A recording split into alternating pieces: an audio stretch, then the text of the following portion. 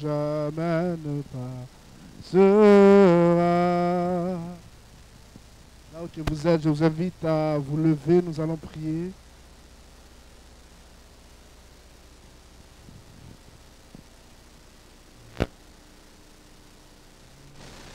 Elia, Elia, Elia.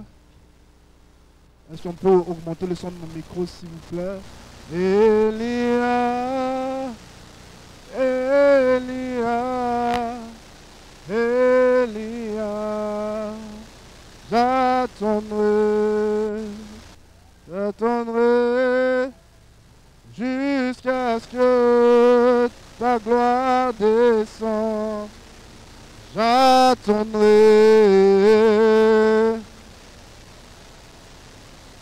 jusqu'à ce que ta gloire descende. Elia, Elia,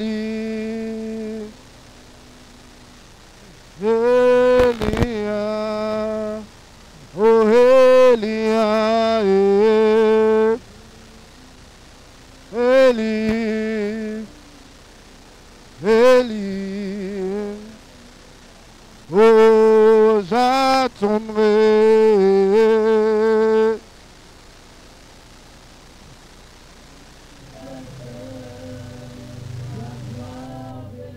Oh j'attendrai. Oh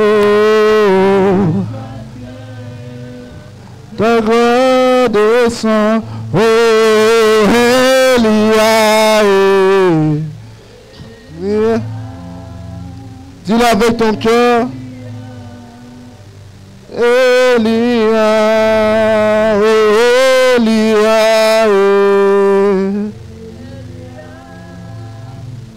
Elia, j'attendrai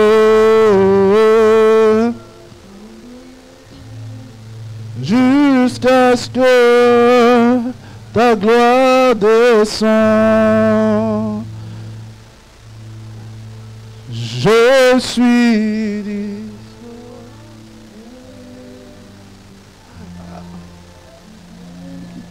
que ton onction descend sur moi et je suis assoiffé. Que ton onction descend. Aujourd'hui, pas demain, je suis assoiffé. Que ton onction descend sur. Aujourd'hui, pas demain, je suis assoiffé. Oh, onction descend sur moi. Que ton onction. Non. Oh, que ton onction. Oh, que ton onction. Ouais, moi, c'est moi, Papa, ouais, moi, soutiens-moi, Papa, ouais, moi, déclare-le, ouais, moi, soutiens-moi, Papa, ouais, moi, soutiens-moi, oh, Papa, ouais, moi, soutiens-moi, oh, soutiens-moi, et soutiens-moi, ouais, moi, soutiens-moi, ouais, moi, soutiens-moi, ouais, moi, oh, soutiens-moi, les beaux charadaba. Là où que tu es, lève ta voix, demande à l'Éternel. Je sens beaucoup de fardeau dans les épaules de plusieurs personnes. Tu vas demander à l'Éternel de te soutenir durant ces saisons. Tu vas demander à l'Éternel de te soutenir. Seigneur, soutiens ton peuple. Que cette parole, demande à Dieu que cette parole vienne te fortifier. Que ça puisse venir te soutenir. Que ça puisse venir te restaurer. Et élève ta voix. Prions dans le nom de Jésus. En ce lieu.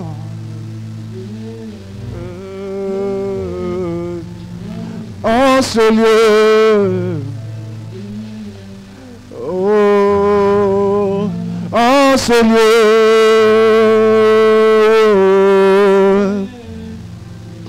En ce lieu.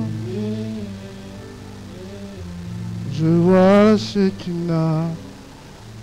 Père éternel, je t'invite, Saint-Esprit, à prendre contrôle de tout ce qui va avoir lieu maintenant, Seigneur. Saint-Esprit, donne de nous parler, de nous diriger, donne de nous enseigner, que moi je puisse diminuer, mais que toi tu puisses croître, Saint-Esprit. Que les gens n'entendent pas un homme, mais qu'ils puissent entendre ta parole, afin que nous puissions être édifiés. Saint-Esprit, que ta parole puisse restaurer dans le nom de Jésus, qu'il puisse se fortifier et nous repositionner. Au nom de Jésus, nous avons ainsi prié. Nous disons Amen, Amen, Amen, Amen. Est-ce qu'on peut acclamer pour Jésus? Alléluia. Les enfants peuvent aller avec Maman Sheila, je crois, à l'école de dimanche. Je pense qu'elle est déjà partie. Je demande aux gens de vous avancer. Ne vous inquiétez pas, les chaises ne sont pas dangereuses, il n'y a pas du feu dans les chaises. Vous pouvez vous avancer, on va partager la parole ensemble. Si on peut s'avancer, s'il vous plaît. N'ayez pas peur. C'est pas comme à l'école qu'on aime s'asseoir en arrière là. Ou des fois déranger. Ici on est dans la maison de Dieu, donc sentez-vous à l'aise d'avancer. Donc nous allons commencer une série d'enseignements. Je vais demander à Frère Kelvin s'il peut distribuer les notes pour l'enseignement. Est-ce que Frère Kelvin est là?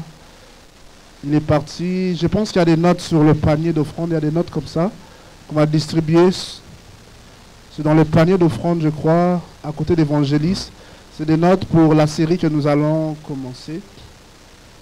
Donc nous allons voir l'éthique.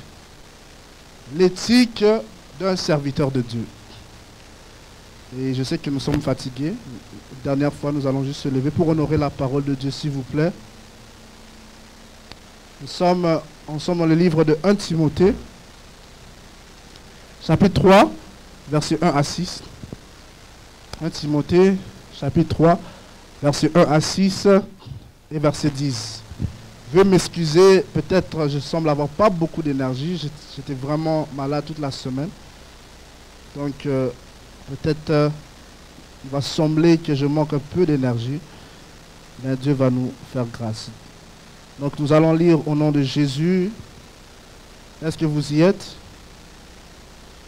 Ok, nous sommes dans 1 Timothée. Ça dit, cette parole est certaine. Si quelqu'un aspire la charge d'évêque, il désire une œuvre excellente. Et ça dit, verset 2, il faut donc que l'évêque soit irréprochable, mari d'une seule femme, sobre, modéré, réglé dans sa conduite, hospitalier, propre à l'enseignement. Il faut qu'il ne soit pas ni adonné au vin, ni violent, mais indulgent, pacifique et désintéressé. Et ça va dire par la suite, il faut qu'il dirige bien sa propre maison, qu'il tienne ses enfants dans la soumission et dans une parfaite honnêteté. Car si quelqu'un ne sait pas diriger sa propre maison, comment prendra-t-il soin de l'Église de Dieu? Il ne faut pas qu'il soit un nouveau converti, qu'en fait, qu'en fait d'orgueil, il ne tombe pas sous le jugement de Dieu. Il faut aussi qu'il reçoive un bon témoignage de ceux du dehors, afin de ne pas tomber dans l'opprobre et dans le piège du diable. Les diacres aussi doivent être honnêtes, éloignés de la duplicité et des excès du vin, d'un gain sordide, conservons le ministère de la foi dans une conscience pure. Ça dit par la suite, il doit être éprouvé aussi afin de ne pas tomber dans l'opprobre et dans le piège du diable. Les diacres aussi doivent être honnêtes, éloignés de la duplicité, des excès de vin. Je pense qu'on a déjà lu. Conservant le mystère de la foi, est-ce qu'on peut changer? Ça dit par la suite qu'on les éprouve d'abord et qu'ils ensuite puissent exercer leur ministère s'ils sont sans reproche. Les femmes de même doivent être honnêtes, non médisants, sobres, fidèles en notre disposition. Les diacres doivent être mariés d'une seule femme et diriger bien leurs enfants et leur propre maison. Donc pour le thème d'aujourd'hui, nous avons vu le mois passé, tout le mois passé, en fait nous avons vu un grand thème qui parlait de comment les temps sont proches de la fin. Et ça disait le grand thème du mois passé, on était dans une série qui voulait dire racheter le temps, car les temps sont mauvais. Donc ça c'était le thème de l'année, qui était de racheter le temps, parce que les temps sont mauvais. Mais maintenant nous allons rentrer dans ces séries d'enseignements que nous allons faire avec Pasteur Mac et évangélistes, parce que nous voulons former des bons serviteurs de Dieu, des disciples vraiment très bien formés, afin d'éviter certains problèmes et certains conflits dans l'Église. Parce que lorsqu'un dirigeant n'est pas bien formé, si on lui donne une charge dans un département, il peut faire des erreurs et qui peut pousser les gens à s'éloigner de l'Église. Et ça peut créer des conflits. Au lieu de créer des bénédictions, ça peut créer des malédictions. Donc nous sommes dans cet enseignement qui a comme but non seulement de préparer les leaders, mais aussi tout serviteur de Dieu. Et serviteur de Dieu, ce n'est pas seulement servir à l'Église, mais nous tous, nous sommes des serviteurs de Dieu, parce que nous servons Dieu d'une manière ou d'une autre au travail, parce que Dieu nous dit, lorsque nous travaillons, faites-le comme si vous servez Dieu. Donc n'importe où que nous sommes, nous devons savoir que nous sommes au service de notre Dieu très haut. Amen. Donc d'entrée de jeu, il est important de comprendre que l'éthique du serviteur est très important. Je dirais même son éthique peut être plus importante que son onction. C'est bon d'avoir l'onction, mais l'éthique, et je pourrais dire, ça peut être plus important que l'onction. Parce que dans la Bible, nous voyons des gens comme Samson. Samson avait l'onction de Dieu, mais il avait une mauvaise éthique de travail, qui l'a poussé même à perdre son onction. Au point même qu'on a coupé ses cheveux. Parce qu'il n'avait pas un bon éthique de travail. Il avait l'onction de Dieu, mais il était courant de jupons.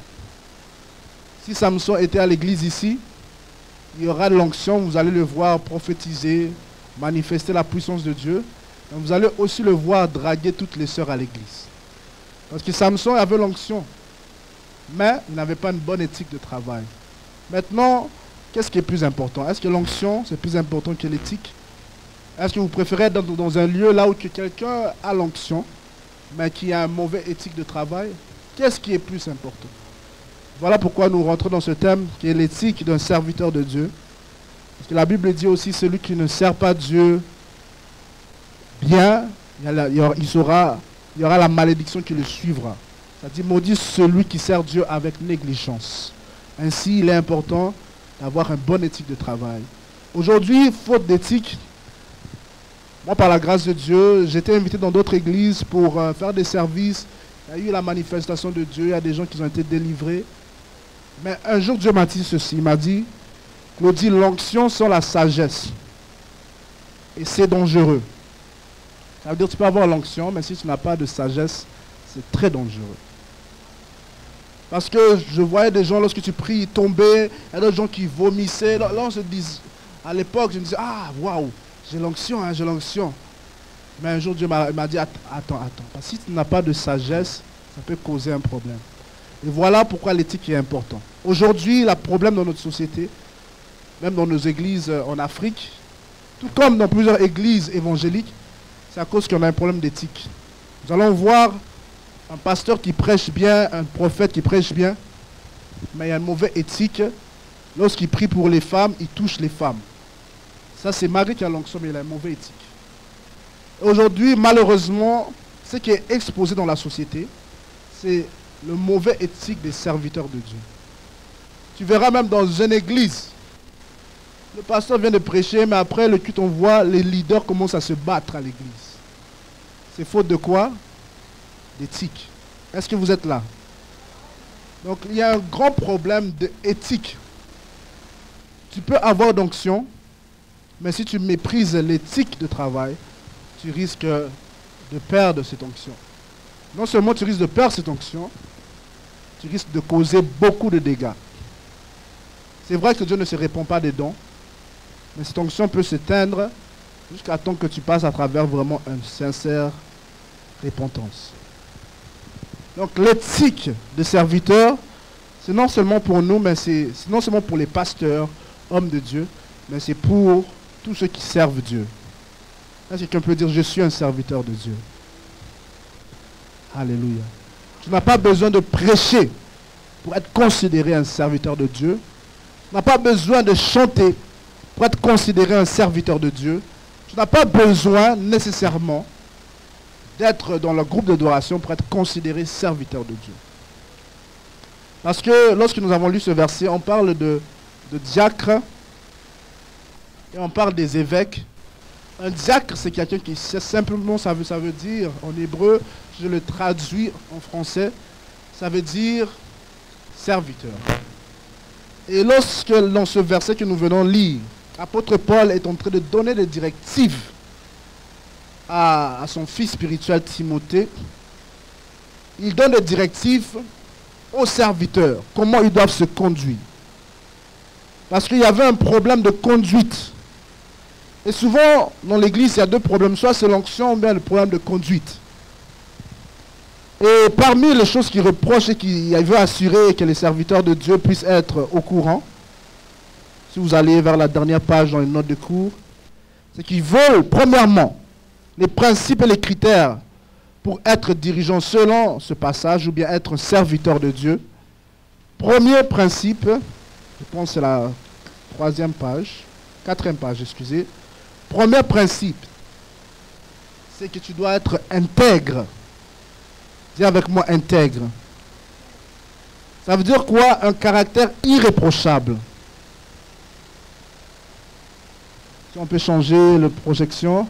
Il est important, lorsque tu es serviteur de Dieu, de marcher dans l'intégrité. Un serviteur de Dieu ne peut pas escroquer les gens avec les offrandes et les dîmes. Un serviteur de Dieu, on ne peut pas te donner l'argent pour le loyer, puis tu prends l'argent pour le loyer pour acheter du foufou à la maison. Un serviteur de Dieu ne peut pas, tu vas servir Dieu quelque part, bien on te bénit, mais tu n'es pas sincère avec ce que tu reçois. Lorsque tu sers Dieu, tu dois être sincère, tu dois être intègre. L'intégrité, c'est irréprochable dans son conduite et sa réputation. Aujourd'hui, nous voyons beaucoup des églises, vraiment de notre communauté, qui se ferment parce qu'il manque d'intégrité. On te donne de l'argent, mais toi, tu caches des grands nombres d'argent. On t'a donné 1000 $, mais toi, tu dis au département des finances qu'il m'a donné 50 $. L'intégrité. L'intégrité est très importante parce que ça a un impact sur ta réputation. Le problème, c'est que nous manquons d'intégrité. Et lorsque nous manquons d'intégrité, nous blâmons les gens à l'église. Mais oui, c'est mauvais comment les gens réagissent. Mais nous aussi, en tant que serviteurs de Dieu, nous avons une responsabilité. Est-ce que tu peux dire, j'ai une responsabilité? Être irréprochable dans sa conduite et sa réputation. Avoir un bon témoignage auprès de ceux de l'extérieur et être digne de confiance et de respect. Nous voyons dans le verset 2, verset 7, verset 10. Est-ce que nous y sommes? il est important, dans ces versets, ça nous montre l'importance d'être intègre. Pourquoi il faut être intègre? Parce qu'une personne qui n'est pas intègre perd la confiance des gens. Non seulement perd la confiance des gens, mais perd la confiance aussi de Dieu. Bien-aimé, Judas, à cause qu'il prenait soin des finances de l'église à l'époque avec Jésus, Judas a manqué d'intégrité. Il a fini par utiliser l'argent de l'église pour aller vendre Jésus. En fait, il a trahi Jésus pour de l'argent. Il était avec Jésus, il marchait avec Jésus, mais il n'était pas intègre, il n'était pas sincère. Il n'était pas digne de confiance. Et son manque d'intégrité a causé des conséquences, mais par la grâce de Dieu, Dieu a restauré. Il est important de comprendre que tout manque d'intégrité fera en sorte que les gens manquent de confiance envers toi. Est-ce que vous pensez que Jésus va remettre encore la responsabilité des finances à Judas suite à ce qu'il a fait? Une personne qui manque d'intégrité, il est difficile de lui faire confiance. Et c'est ainsi que beaucoup de gens n'ont plus confiance à l'Église. Parce que nous avons manqué d'intégrité. Mais je rends grâce à Dieu parce que Dieu a fait des gens ici qui sont des gens intègres dans le nom de Jésus. Je rends grâce à Dieu parce qu'on a un département de finances qui sont vraiment intègres. Et c'est ça, c'est seulement la grâce de Dieu. L'intégrité, c'est être irréprochable dans sa conduite et sa réputation. La Bible dit que celui qui se sanctifie davantage. Lorsqu'on parle d'être irréprochable, bien sûr, tout être humain a des failles. J'ai des failles, j'ai des défauts. Évangéliste a des défauts, pasteur Mike a des défauts. Tout comme vous, nous tous nous avons des défauts. Et lorsqu'on parle d'être irréprochable, c'est-à-dire lorsque tu reconnais un défaut, tu as l'humilité de reconnaître ce défaut. Tu as l'humilité à dire que non, excuse-moi ma soeur, j'ai mal fait.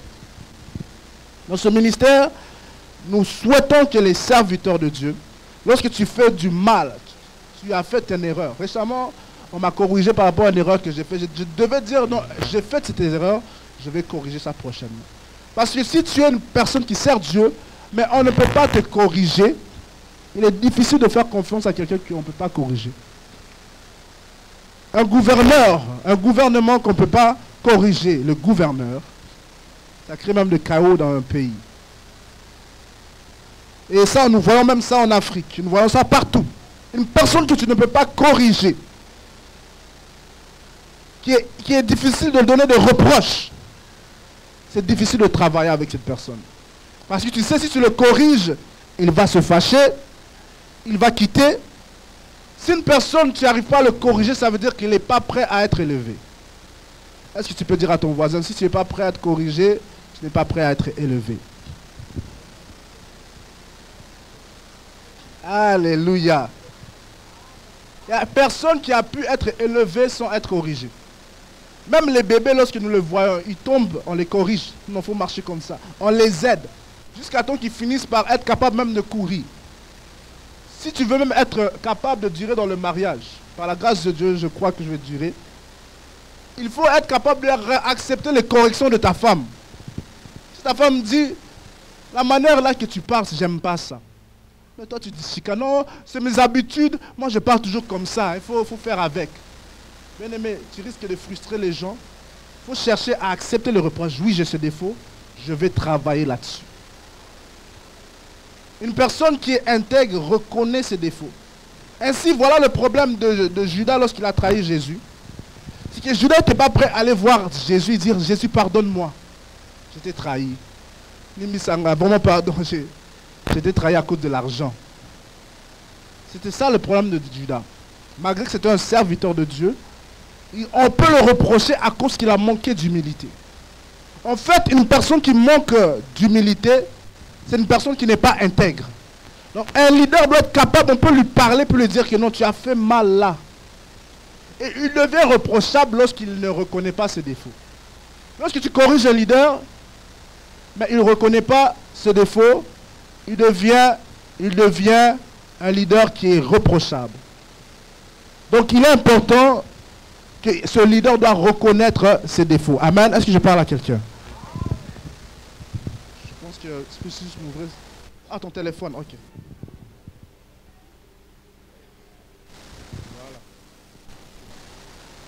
Donc un leader doit être capable d'être reprochable, on doit être capable de le corriger. Même un serviteur de Dieu. Parfois, lorsqu'on te corrige, si tu sens que tu es une personne, que tu te fâches vite, juste reçois la correction, mets la soinayo, avale ta salive, et après, lorsqu'il faut parler, tu parles. Parce que si tu n'avales pas ta salive, tu sais que quand on va te corriger, toi aussi tu vas chercher à corriger tous les défauts du monde. Voilà le problème des serviteurs de Dieu lorsqu'ils manquent d'intégrité. C'est à cause que nous vous refusons d'accepter les reproches, les corrections qu'on nous fait par rapport à nos conduites. Aujourd'hui, on a même peur de corriger quelqu'un. Au point même, maman Nono, si tu dis à une personne que non, la manière que tu chantes là, tu te distrais à l'église, essaie de travailler un peu ton son, il va se fâcher. Il y a d'autres personnes qui risquent de même plus venir à l'église. Donc du coup, on ne sait plus comment corriger frère Jonathan. Est-ce qu'on doit juste complimenter les gens ou bien on doit aussi corriger les gens? Une personne que tu aimes, est-ce que tu le complimentes seulement ou bien tu le corriges aussi? Est-ce que je parle à quelqu'un? Le problème de Judas, c'est qu'il n'a pas agi comme Pierre. Pierre, lorsqu'on l'a corrigé, on l'a dit qu'il a trahi Jésus 3 fois. Pierre, il a reconnu ses défauts, il s'est repenti et il est revenu au service. Une personne qui est reprochable, un serviteur qui est reprochable, c'est un serviteur qui continue dans le mauvais chemin. On te dit, pasteur, arrête de draguer les sœurs de l'église. Ah, mais c'est eux qui m'étonnent, c'est eux qui m'étonnent. Mais toi, pourquoi tu es pasteur, tu tombes toujours. Donc ça veut dire quoi? Une personne qui refuse d'être corrigée, il va chercher toujours à blâmer les autres. Arrête de blâmer les autres, toi-même cherche à changer. Une personne qui refuse les reproches, c'est une personne qui veut que tout le monde change. Et il veut rester le même. Et ils sont éternels. Et quand on dit Woumela dure longtemps, ils pensent qu'ils ne doivent pas changer, ils doivent rester avec leurs mauvaises habitudes, mauvaises attitudes, mauvaise personnalité. Mais Dieu nous appelle à être des gens qui sont reprochables, correctibles. Après, que l'Éternel t'aide à être une personne humble afin que tu reçois les corrections au nom de Jésus. Et la Bible dit quoi dans ce verset? Ça nous parle aussi qu'il faut qu'il aille un bon témoignage. Écoutez, il n'y a personne dans cette terre qui a un témoignage parfait. Tout le monde a eu des erreurs dans sa vie et ton témoignage du coup ne sera jamais parfait. Pour une autre personne, pasteur Mike peut être une personne merveilleuse. Pour une autre personne peut trouver qu'il y a des défauts. Pour une autre personne, pasteur Glody peut être une personne merveilleuse. Mais pour une autre personne, il va trouver des défauts. Du coup, c'est vrai, il faut avoir un bon témoignage. Mais ton témoignage ne sera jamais parfait à moins que tu sois enlevé. À moins que tu sois Monsanto, tu sois Jésus. Du coup, qu'est-ce que la Bible nous parle lorsqu'il parle d'un bon témoignage? Ça veut dire que ton témoignage doit être soigné. Tu dois prendre soin de ça. Un homme de Dieu, un serviteur de Dieu ne peut pas dire que moi je vis comme ça, c'est mes défauts, je suis comme ça. Non. Lorsque tu as des défauts, Moïse avait reconnu qu'il y avait des défauts à parler. Dieu lui a donné un aide. Un homme de Dieu, un serviteur de Dieu, il reconnaît ses défauts et il cherche de l'aide. Un serviteur de Dieu, ou bien une servante de Dieu, ce sont des gens qui, lorsqu'ils ont un problème dans leur témoignage, ils cherchent à ne plus reproduire la même chose. Ton témoignage devient mauvais lorsque tu es connu pour refaire ça, les mêmes défauts continuellement. Ma prière que ce ne soit pas ton cas dans le nom de Jésus. Être intègre, un caractère irréprochable, un caractère irréprochable. Dis à ton voisin, Dieu nous appelle à avoir un caractère irréprochable.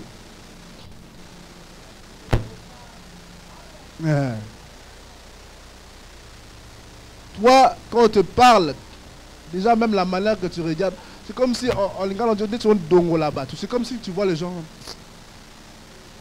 Tu dédaignes les gens. Comme si toi tu es trop. Tu sais que tu vas acheter les dernières tenues de vêtements. Donc tu vois les gens comme s'ils étaient rien, tu les dédaignes. Ça veut dire quoi? Tu dois soigner ton caractère. Parce qu'un caractère de leader influence même l'église. Ainsi, lorsque les gens viendront, ils voient, ils disent, ah, c'est difficile d'approcher cette personne. Lorsque tu vois que les gens ont la difficulté à t'approcher, ça veut dire que il y a d'autres choses que tu dois travailler dans ton caractère. Il y a d'autres personnes, tu as même peur de leur dire bonjour. Tu as peur qu'ils te négligent, ils te méprisent, même la manière qu'ils te saluent. Nous devons travailler notre caractère. Oh non, moi je suis la fille choisie de Dieu. Mais tu es la fille choisie de Dieu. Les autres aussi sont les enfants choisis de Dieu. Ce n'est pas parce que Dieu t'a choisi que Dieu n'a pas choisi aussi les autres. Donc l'onction, la manière qu'elle fonctionne, c'est lorsque tu es une personne qui respecte les gens. Lorsque tu es une personne qui combat tout mauvais caractère en toi. Le caractère est très important parce que ça nous démontre l'amour. Une personne peut prophétiser, mais ça ne veut pas dire que la personne a nécessairement l'amour. Parce que la Bible dit, vous avez beau prophétiser et chasser des démons, mais je ne vous ai jamais connu. En fait, tu peux faire toutes ces choses, tu peux même prier. Moi, j'ai vu des gens qui prient en langue, mais leur langue est dangereuse. Lorsqu'ils ouvrent la bouche, il peut te blesser en quelques secondes. Leur caractère. Ils ont l'onction de Dieu. Mais toi-même, lorsque tu te rapproches d'eux, ils te sortent des langages blessants. Ainsi, un leader doit être une personne qui est guérie, parce qu'une personne qui n'est pas guérie blesse les autres. Une personne qui n'est pas guérie d'une relation amoureuse, admettons, si quelqu'un vient de perdre son copain l'a trompé, son copain l'a laissé, tout ça. Cette personne, si elle n'est pas guérie, elle va voir tous les hommes comme des trompeurs. Papa Jonathan, il y a des gens qui me disent même, ah, toi tu es Congolais, ah, tous les Congolais sont des trompeurs. À cause de quoi? La personne là, elle n'est pas guérie. Moi je connais, mon père n'a jamais trompé ma mère. Ça veut dire que même s'il y a des gens qui sont mauvais, il y a aussi des gens qui sont bons. Il y a des mauvais docteurs et il y a des bons docteurs. Mais une personne qui est blessée, il voit le mal partout. Voilà pourquoi la Bible dit, garde ton cœur plus que tout. Parce que le problème du caractère, ce n'est pas le problème de la bouche, mais c'est le problème du cœur. Une personne qui n'est pas guérie, il blesse les gens. Une personne qui n'est pas guérie, il blesse les enfants. Il blesse l'église. Voilà pourquoi il est très dangereux, même lorsque tu sers Dieu, il faut être prêt. Tu vas aider les gens. Même en tant que serviteur de Dieu, vous devez être prêt. Nous tous devons être prêts. Lorsque tu aides quelqu'un, que ton cœur n'attend rien en retour. Lorsque tu fais du bien à quelqu'un, n'attends même pas un merci. Si la personne te dit merci, gloire à Dieu. Parce que si tu ne attends un merci, mais la personne ne te dit même pas merci, tu risques de devenir frustré et tu finiras par dire que moi, aujourd'hui, je n'aide plus les gens. Et cela va t'amener encore plus dans la tristesse parce qu'il y a plus de joie à donner qu'à recevoir. Bien aimé, je veux encourager quelqu'un. Qu'à chaque fois que tu fais l'hospitalité, que tu aides dans le ministère, même à l'église, même tu donnes l'offrande, sache que c'est l'Éternel qui va te bénir et non un homme. Lorsque les gens vont oublier à te dire merci, Dieu ne t'oubliera pas. Lorsque les gens vont oublier de se rappeler de tes bonnes œuvres, Dieu n'oubliera pas tes œuvres. Lorsque les gens oublieront de te dire merci, lorsque les gens diront que tu ne les as jamais aidés, lorsque les gens oublieront tous les biens que tu les as faits, l'Éternel est en train de garder dans un livre toutes les œuvres que tu es en train de faire.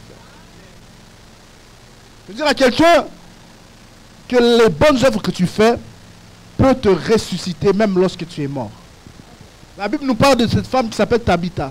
Tabitha, elle avait tellement fait du bien aux gens. Et un jour, elle fut morte. Et qu'est-ce que le peuple nous ont dit? Ils ont demandé à Dieu, ils ont supplié Dieu que Tabitha puisse revivre.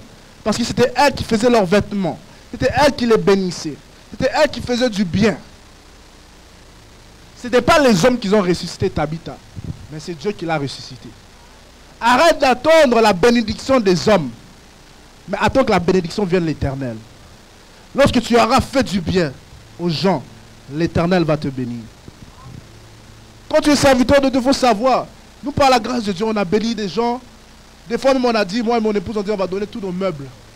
Je ne vous demande pas de faire ça. On a donné tous nos meubles à la maison, on a donné ça. Et la personne, tu le rappelles, elle ne te répond même plus. Si tu gardes ça dans ton cœur, maman, tu vas haïr les gens. Mais tu n'as pas le choix. Ah, c'est comme ça, les gens sont comme ça. Voilà pourquoi c'est difficile de servir Dieu si tu te focalises sur la chair. La Bible dit dans Zacharie 4:6, c'est ni par notre force, ni par notre puissance, mais c'est par son esprit. Si tu cherches à faire des choses par tes propres forces, ça va te frustrer. Et si tu n'as pas la force de faire quelque chose, ne le fais pas. Si tu sais que si tu donnes à quelqu'un, tu vas murmurer, ne donne pas. Si tu sais que si tu donnes à quelqu'un, tu vas commencer à dire à tout le monde dans le quartier, ne donne pas. Parce que la Bible dit, lorsque la main droite donne, que la main gauche ne sache pas. Tu donnes à quelqu'un, tu commences à dire à tout le monde, ne le fais pas. Tu sais que si tu le fais, tu vas murmurer, vaut mieux pas le faire. Même lorsqu'on fait des appels d'offrande, si toi dans ton cœur, tu sais que si tu donnes, tu vas murmurer. Moi-même, je vous dis, ne le fais pas. Parce que c'est toi-même qui vas manquer cette bénédiction. Deuxième point, et nous allons clôturer avec ça. Premier point que nous avons parlé, c'est quoi? Lorsque tu sers Dieu, c'est quoi le principe que nous devons avoir pour voir si nous avons écouté? C'est quoi? L'intégrité et quoi d'autre? Un caractère irréprochable. On a dit qu'il faut être irréprochable, avoir un bon témoignage, bonne réputation. Deuxièmement, et je crois que nous allons clôturer avec ça, on cherche à respecter le temps, parce que ça aussi c'est important. Il est 1h44. Donc, deuxième point, et nous allons clôturer. C'est, tu dois avoir une vie familiale exemplaire. Tu dois avoir une vie familiale exemplaire. Un prédicateur, un pasteur ne peut pas, tu ne peux pas donner tout ton argent à l'église. Ta femme, elle souffre. Elle ne mange pas, ou bien tes enfants ne mangent pas. Tu ne peux pas dire que non, moi je vais donner tout mon argent à l'église. Ça peut arriver que tu aies une orientation de Dieu.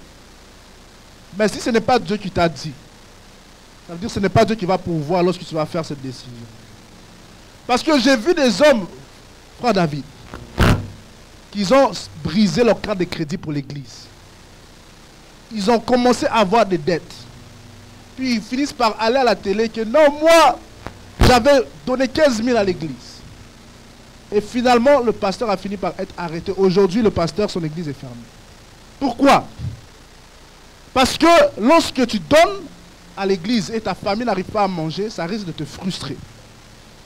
Ça risque de te frustrer et l'église va commencer à être un lieu que tu vas fuir au lieu de partir. Parce que tu auras cette frustration, ta famille, tes enfants ne mangent pas. Il y a des enfants qui n'aiment même pas l'église. Parce qu'ils voient leur père dépenser beaucoup d'argent à l'église, mais eux, ils n'ont même pas un sac d'école. Ne dis pas que c'est le zèle. Parce que la Bible dit, maudit soit celui qui méprise sa famille.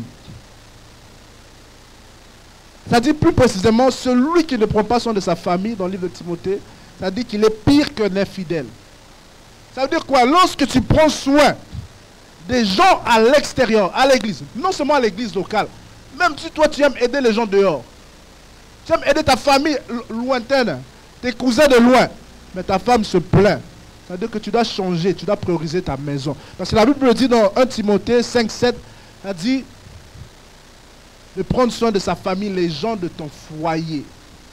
Ça veut dire quoi? Premièrement, ton foyer doit être stable avant de commencer à vouloir aller donner aux autres. Si ton enfant se plaint, il n'a pas la nourriture à la maison, tu ne peux pas dire que je vais donner à l'église $10 000. Et toi, tes enfants, tu sais qu'ils n'ont pas la nourriture pour manger. Tes enfants n'ont pas le même niveau de foi que toi, ils risquent de haïr Dieu. Voilà pourquoi plusieurs enfants de pasteurs, ils n'aiment pas Dieu. Parce que Dieu, pour eux, c'est comme si Dieu a volé leurs finances et leur joie. Parce que non seulement ils ne voient jamais leurs parents, leur père, mais aussi leur vie financièrement est détruite. Ainsi, tu verras même les enfants d'un pasteur, mais qui sont des grands criminels. Parce qu'à la maison, il n'y a pas la nourriture. Oh. Tu ne peux pas dépenser 5 000 pour l'église et tu dépenses $10 pour tes enfants. Non. La Bible nous appelle d'être un exemple dans notre famille. Donc, ici dans ce ministère, jamais on va vous demander de donner plus que, ou bien vous forcer, ou bien chercher à vous influencer à donner si vous n'avez pas assez pour prendre soin de votre famille.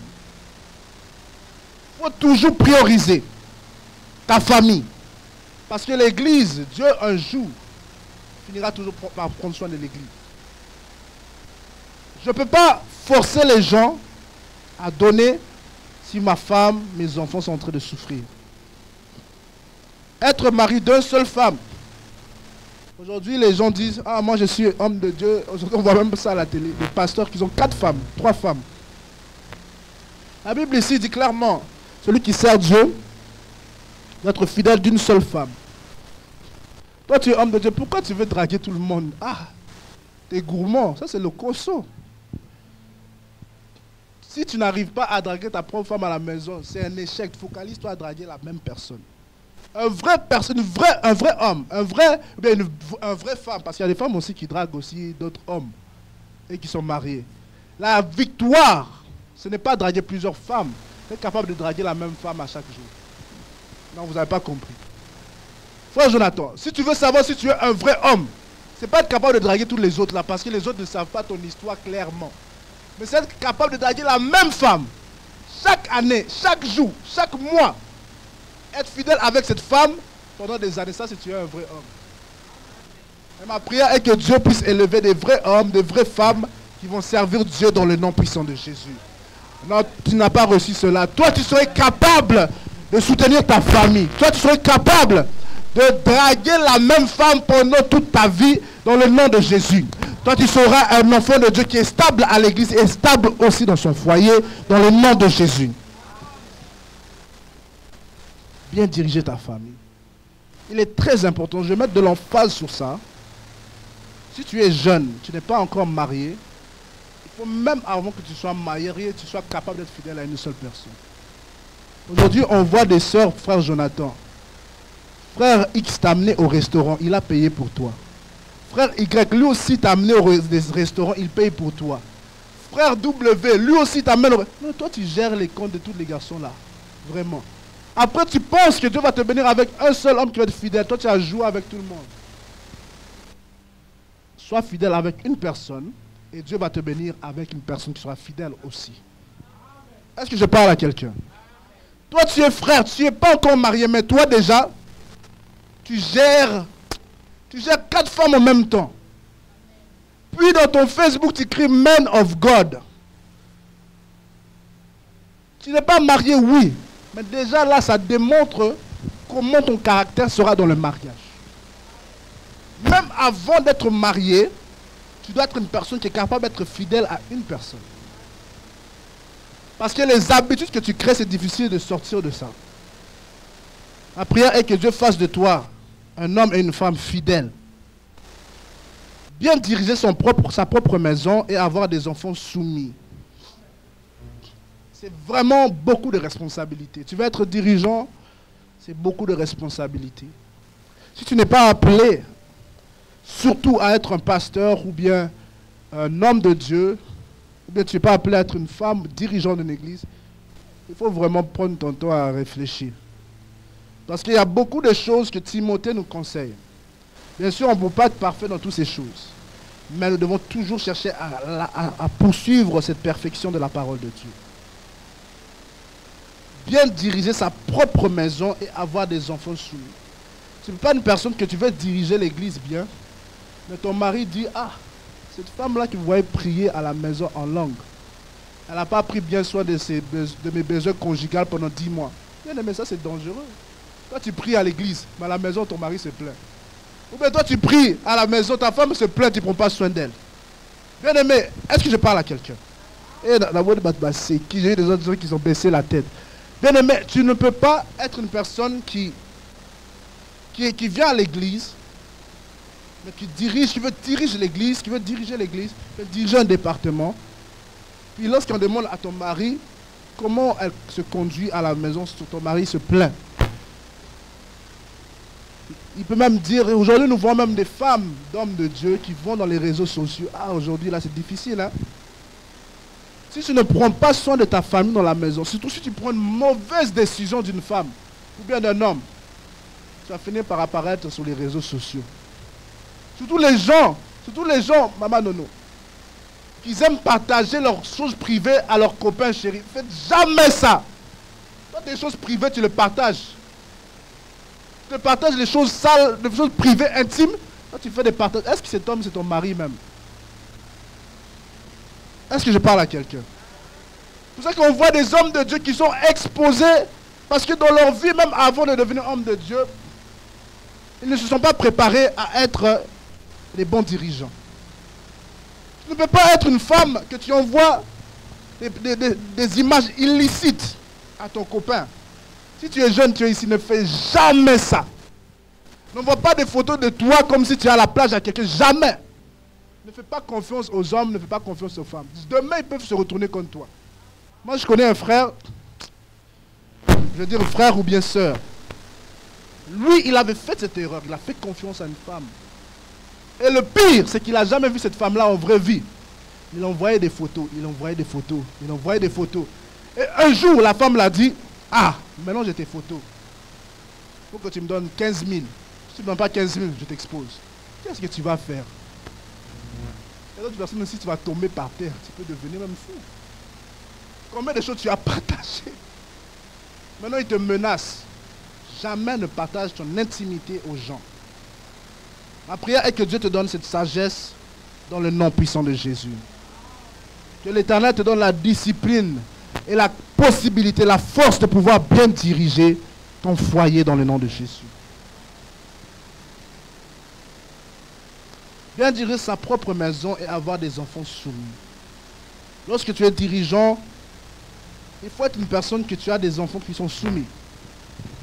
Tu ne peux pas être une personne que tu diriges, mais tes enfants te parlent n'importe comment, ils sont impolis avec toi. Ce serait très difficile aux gens de l'église pour te respecter s'ils voient les gens, tes enfants, même ton épouse, te manquer de respect. Vraiment, ça j'exhorte à tout le monde, tout serviteur de Dieu, toute personne à l'église. Même maman, soeur, si ton mari te frustre à l'église, tu sais que tu es frustré, ne le manque pas de respect à l'église, même devant les gens. Même si c'est ta manière d'être, ne manque jamais de respect à ton mari ou bien à ta femme devant les gens. Jamais. Ne haute jamais ta voix devant les gens sur ta femme. Même si tu es fâché, même si tu veux montrer que tu es homme, ne monte pas ta voix sur ta femme devant les gens. Parce que les autres vont faire la même chose sur elle, puis tu auras que toi-même à reprocher. La manière que tu parles à ta femme, la manière que tu parles à ton épouse, ça doit être avec respect. C'est la mère de tes enfants. C'est celui qui t'a permis d'avoir des enfants. Et non seulement c'est la mère de ton enfant, si c'est un homme, c'est lui qui pourvoit dans ta famille. C'est lui qui protège ta famille spirituellement. C'est lui qui a accepté de t'avoir. C'est lui qui a payé sa dot pour certaines personnes. Donc tu le dois du respect. Si toi tu sais que tu as un langage qui est très brusque, tu sais que toi tu es comme un pili-pili, tu es comme le piment quand tu parles, ah, ça chauffe. Vaut mieux pas parler devant les gens. Il faut juste ne pas parler. Parce que les paroles, les gens, toi tu peux oublier ce que tu as dit. Mais les gens vont se souvenir, ah, cet homme-là, il est impoli envers sa femme. Toi tu peux avoir changé. Mais les gens ne vont pas oublier. Cet homme, cette femme, elle est très impolie envers son mari. Et les gens n'oublient jamais les mauvaises choses. Ils vont se rappeler de ça. Et du coup, ça t'empêchera de bien diriger. Le troisième point, c'est montrer une bonne gestion de ses responsabilités familiales. Lorsque tu es dirigeant de ta famille ou bien tu es serviteur de Dieu, il faut que tu montres une bonne gestion. Tu ne peux pas vouloir gérer les choses de l'église. Si toi, avant même de sortir, tu sais que ton mari aime ça, que tu le prépares le madès ou le pondou, ou bien le fumbois, je ne sais pas. Mais toi, tu viens à l'église, tu dis non chérie, je ne vais pas préparer aujourd'hui, je dois aller à l'église. Du coup, tu viens à l'église, mais tu n'as pas géré les choses à la maison. Voilà pourquoi il y a d'autres hommes qui leur mari haït le pasteur parce que la manière qu'ils se conduisent.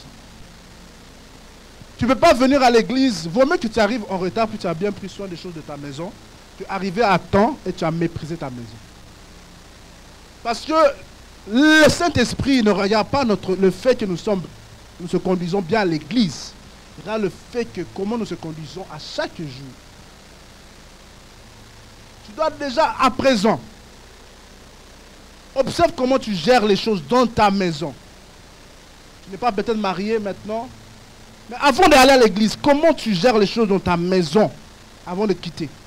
Toi, tu as insulté ta mère, après tu viens à l'église, tu viens chanter Alléluia. Non. Tu viens de manquer de respect à ta mère. Tu viens à l'église, tu veux chanter. Non. Demande pardon à ta mère, viens chanter à l'église. Tu ne peux pas vivre une vie chrétienne qui est hypocrite. Parce que toute hypocrisie finit toujours par être exposée. Un homme qui cache sa concubine pendant des années, frère, même si tu caches le téléphone, même si tu mets 10 mots de passe, on finira par t'attraper. Pourquoi te compliquer la tête et vouloir avoir les cheveux gris avant l'âge? Sois une personne qui gère bien les choses dans ta maison afin de ne pas être exposé à l'extérieur. Ma prière est que tu puisses être cette personne qui est équilibrée dans le nom de Jésus. Que toi tu seras équilibré dans ta maison et dans ta vie spirituelle. Que tu as donné même le goût des gens à la maison de venir servir Dieu. Que dans ta maison, les gens puissent voir un changement.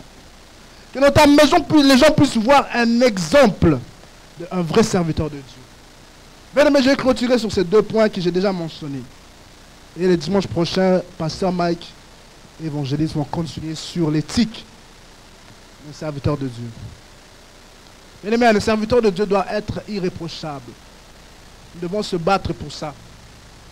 Nous ne pouvons pas dire aux gens de venir à l'heure, nous venons toujours en retard. Je ne peux pas dire que je suis pasteur, oui, je suis homme de Dieu, mais je viens toujours en retard. C'est un mauvais exemple. Irréprochable. Nous ne pouvons pas dire que non, nous voulons que l'œuvre de Dieu viva de l'avant, mais nous servons Dieu avec négligence.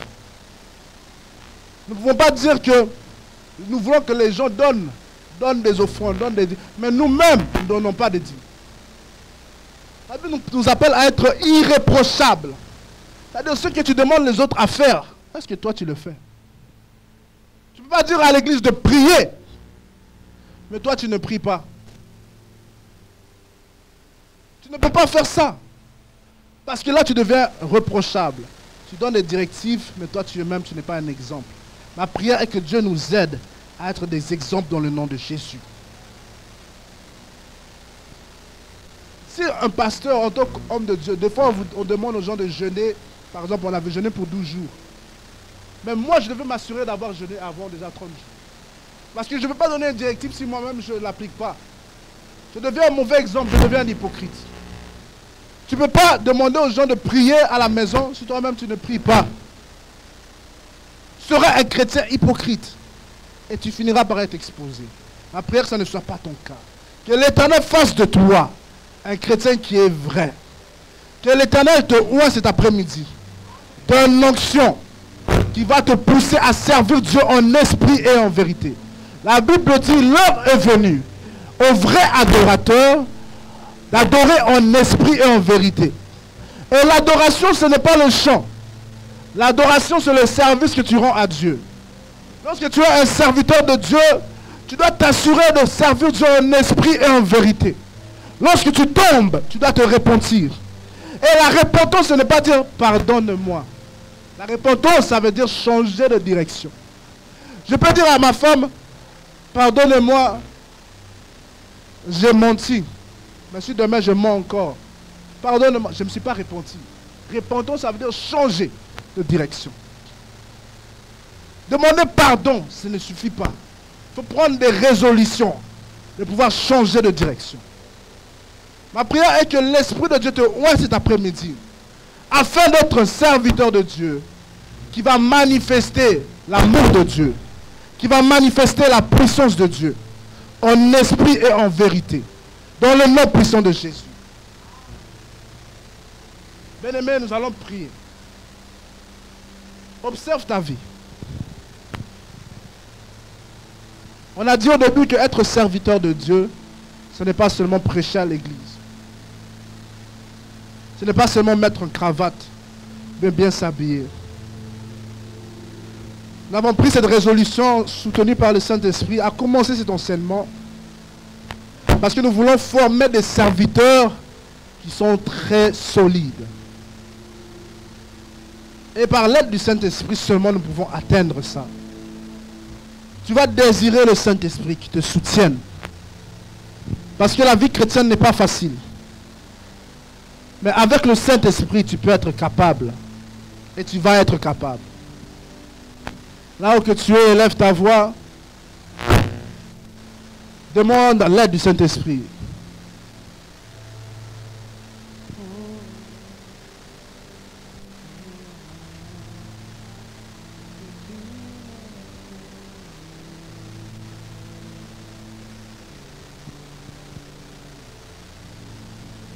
Élève ta voix, prie. Saint-Esprit de Dieu, nous avons besoin de toi, Seigneur Jésus. Nous avons besoin de toi, Saint-Esprit. Oh, la brada là-bas, c'était les débâches. Saint-Esprit, viens fortifier quelqu'un. Saint-Esprit, viens aider quelqu'un. Regaba chatala rebosaya là-bas. La katala daraba satala daba.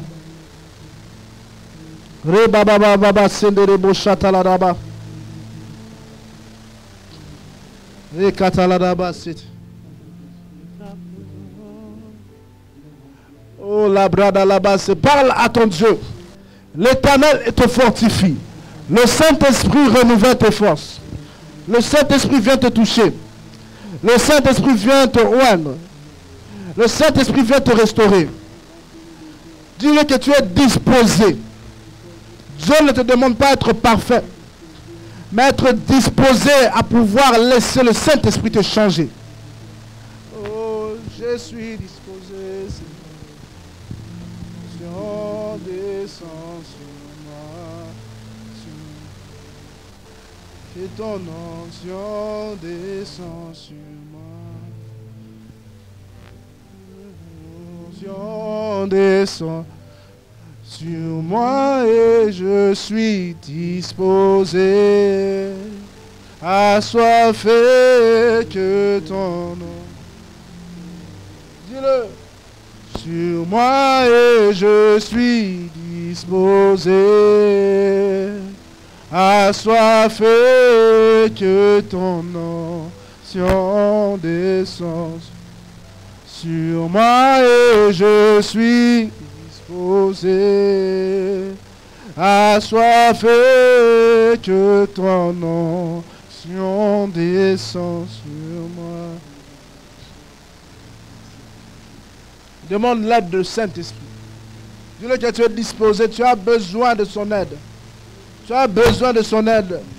Oh Saint-Esprit, oh Seigneur, envoie Shekinah, envoie Esprit, envoie ta Shekinah, envoie ton Esprit, envoie la Shekinah, et envoie l'Esprit, envoie ta Shekinah, et envoie ton Esprit, envoie ta Shekinah, et envoie ton Esprit, envoie ta Shekinah, envoie ton Esprit, envoie la Shekinah, envoie ton Esprit, envoie ta Shekinah, envoie ton Esprit, envoie ta Shekinah, envoie ton Esprit, envoie Shekinah. Envoie Shekinah, envoie ta Shekinah, envoie ta Shekinah. Et brada là-bas, c'était les débauchats. Lève tes mains dans les cieux. Je veux prier pour toi. Saint-Esprit, je te confie ton Église. Laisse que ton onction puisse descendre sur eux maintenant. Que l'Esprit Saint puisse les oindre, afin d'être des chrétiens intègres. Que l'Esprit Saint puisse les oindre, afin qu'ils puissent être de bons témoignages dans leur foyer. Saint-Esprit, oint tes enfants. Saint-Esprit, oint tes enfants. Que l'onction de Dieu puisse descendre sur toi maintenant. Que l'onction de Dieu puisse descendre sur toi maintenant. Que tu sois distingué. Que l'Éternel t'aide à être modèle dans ton foyer, tout comme à l'extérieur. Que le Saint-Esprit te soutienne, qui te fortifie. Qui te fortifie.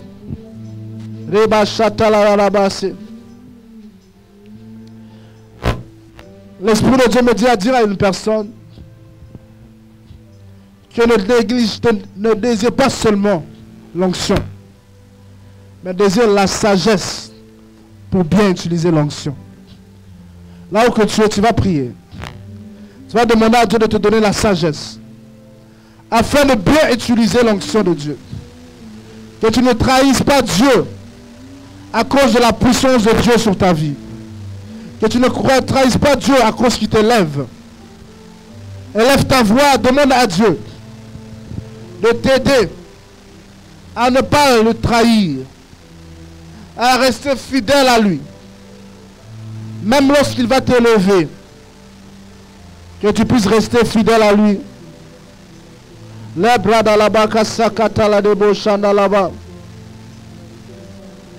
Que l'argent ne t'empêche pas à rester fidèle à Dieu. Que les difficultés ne t'empêchent pas, ne poussent pas à perdre ta fidélité envers Dieu. La brada la baka c'était le debo chatalaraba. Le brada la bas satalaraba. Et katalaraba satelebo. Oh Seigneur Jésus. L'Esprit de Dieu me disait, dans ce lieu, il y a des gens qui seront des grands dirigeants. Qui vont diriger des ministères. Et qui vont impacter dans leur nation. Et que cette saison, c'est seulement une saison de transition. Cette saison, c'est seulement une saison de transition. Tu passes des difficultés parce que tu es en pleine transition. Et j'aimerais prophétiser sur cette personne qui passe des difficultés dans cette transition. Que l'Éternel puisse te faire sortir avec un témoignage.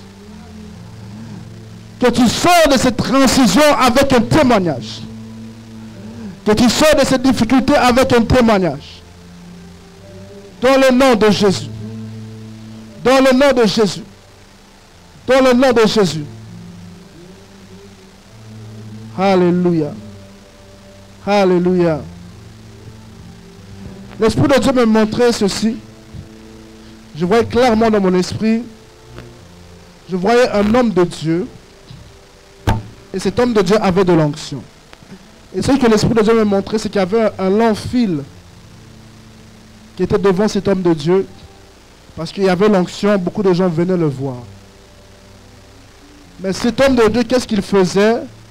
C'est qu'il y avait des relations intimes avec des jeunes filles de l'église. Mais il y avait un long fil devant lui. Et l'Esprit de Dieu me dit, dans ces derniers jours, il y a plusieurs hommes de Dieu qui vont être exposés dans ces choses. Les gens seront attirés par leur onction, mais ces gens quitteront à cause de leur manque d'éthique. Ma prière est que Dieu te préserve de l'apparence. Que Dieu te préserve d'aller n'importe où, te faire imposer les mains. Ne pas laisser ta tête être imposée par n'importe qui. Parce qu'il y a des gens qui ont l'onction dans ces derniers temps, mais qui n'ont pas l'éthique de Dieu. Ainsi, si une personne vit d'une mauvaise manière, mais qui t'impose les mains, il va imposer les mauvais esprits qui étaient en lui. Et ma prière, que ça ne soit pas ton cas, que l'Éternel te donne le discernement. Ta tête n'est pas faite pour être imposée les mains par n'importe qui. Dans le nom puissant de Jésus. Père éternel, je bénis ton peuple. Tu vas juste lever tes mains dans les cieux. Papa, je bénis cette assemblée. Préserve-leur de loups ravisseurs. Préserve-leur des plans de l'ennemi. Et Père, je t'en prie, qu'à travers cette série, fais en sorte que l'Esprit de Dieu puisse travailler en eux afin d'être des ouvriers formés, équipés pour être envoyés. Dans le nom de Jésus, nous avons ainsi prié. Nous disons Amen, Amen.